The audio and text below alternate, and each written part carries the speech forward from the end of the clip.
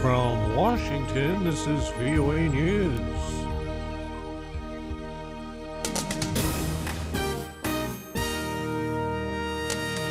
Pro-Russia demonstrators defy Ukraine's ultimatum.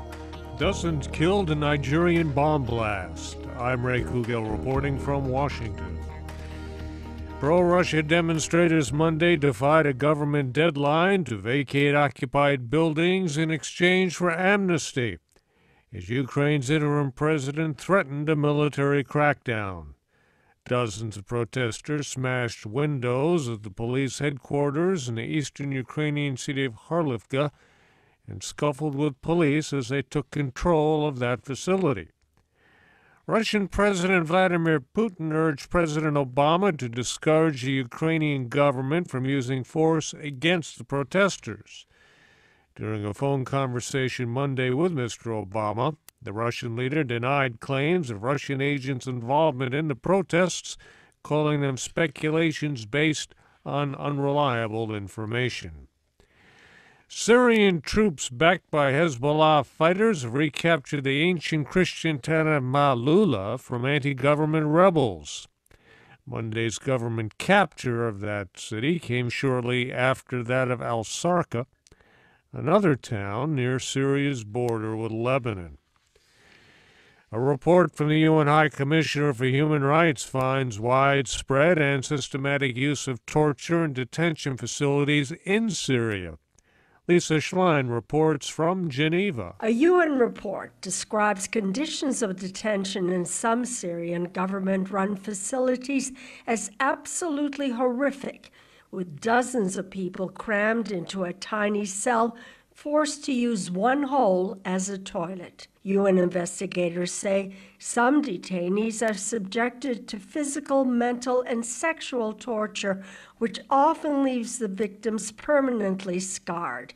They say some have died. UN investigators say torture by armed opposition groups appears to be on the rise since 2013, particularly in al-Raqqa in northern Syria. But they say torture is not committed by all armed groups, and when it occurs, it is sporadic and not systematic, as is the case with the government. Lisa Schlein for VOA News, Geneva. An apparent car bombing in a Nigerian bus station killed at least 71 people and wounded more than 120 others Monday.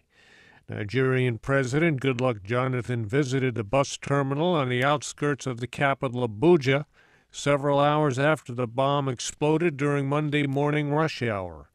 He suggested Islamist militant group Boko Haram was behind the blast, although there's been no claim of responsibility.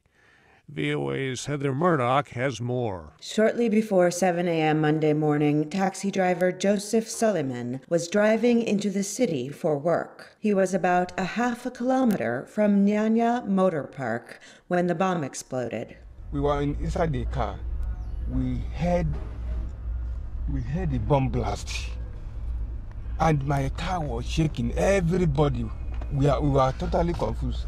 They were confused, he says, because there hasn't been an attack in the Nigerian capital in 2 years. Suleiman says he saw scores of badly injured people as he passed the bus depot. Some officials say despite nearly a year of emergency rule in 3 northeastern Nigerian states, the Boko Haram insurgency is growing. Heather Murdoch for VOA News, Abuja.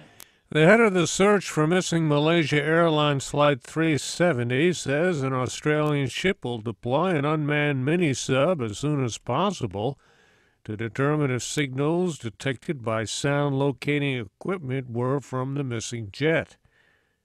Angus Houston, who heads Australia's Joint Agency Coordination Center, says a small sub will use sonar to chart any debris in the search for the plane's flight recorders on the floor of the Indian Ocean.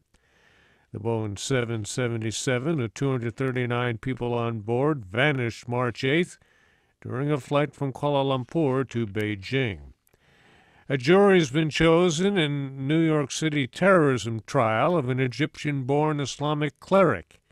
8 men and 4 women were picked to hear evidence in the U.S. government's case against Mustafa Kamal Mustafa, also as Abu Hamza al-Masri.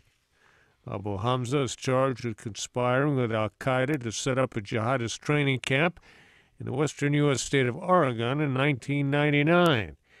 He's also accused of raising money to send militants to train in Afghanistan and with providing support to militants in Yemen who kidnapped 16 tourists in 1998. 4 were killed during the Yemeni military's rescue attempt.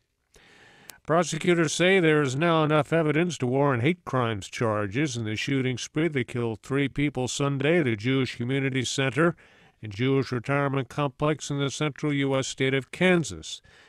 Police have arrested Frazier Glenn Cross, a longtime white supremacist and Ku Klux Klan member, in connection with those shootings. I'm Ray Kugel, VOA News. Details on these and other stories at voanews.com.